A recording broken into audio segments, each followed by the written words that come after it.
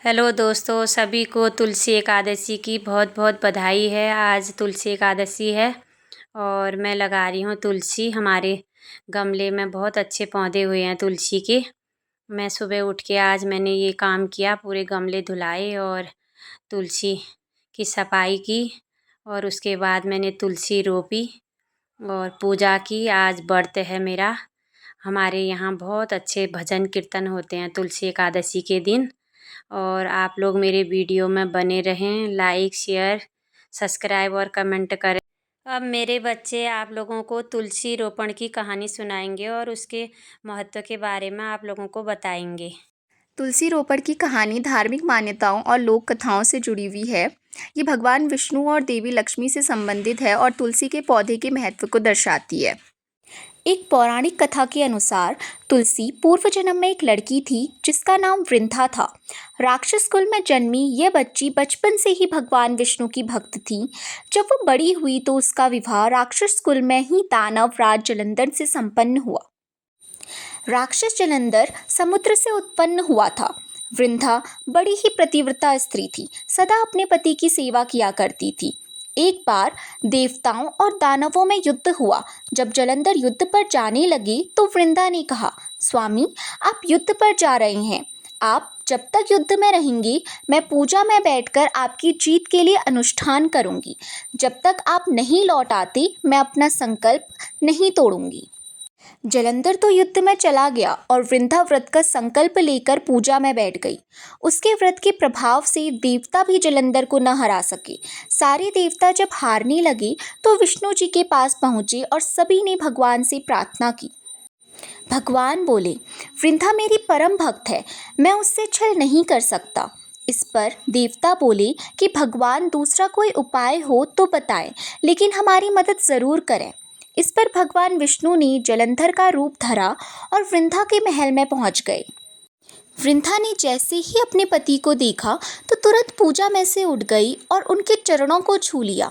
इधर वृंदा का संकल्प टूटा, उधर युद्ध में देवताओं ने जलंधर को मार दिया और उसका सिर काटकर अलग कर दिया।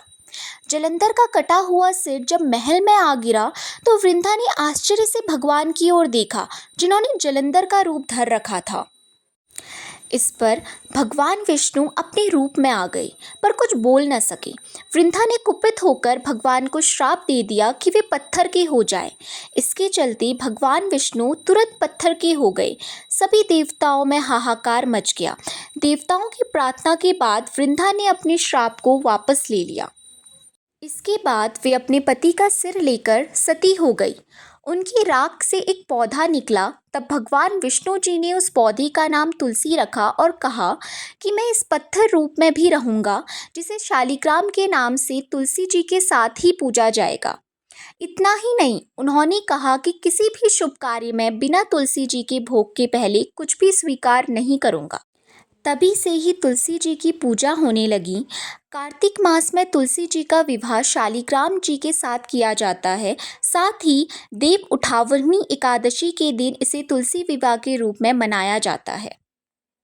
अब मैं आप लोगों को तुलसी रोपण के महत्व के बारे में बताऊंगी।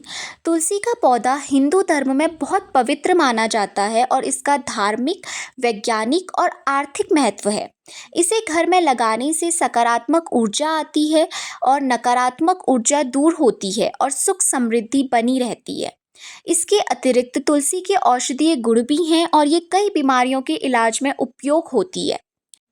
अगर हम इसके धार्मिक महत्व के बारे में बात करें तो तुलसी को देवी लक्ष्मी का रूप माना जाता है और इसकी पूजा की जाती है।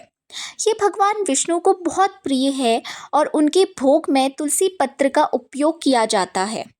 तुलसी का पौधा घर में लगाने से सकारात्मक ऊर्जा का संचार होता है और नकारात्मक ऊर्जा दूर होती है।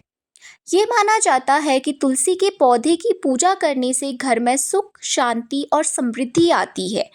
कुछ मान्यताओं के अनुसार तुलसी का पौधा घर में होने से मृत्यु के बाद आत्मा को शांति मिलती है। धार्मिक महत्व के साथ साथ तुलसी के कुछ वैज्ञानिक महत्व और आर्थिक महत्व भी हैं। तुलसी एक औषधीय पौधा है जिसमें कई बीमारियों से लड़ने के गुण हैं।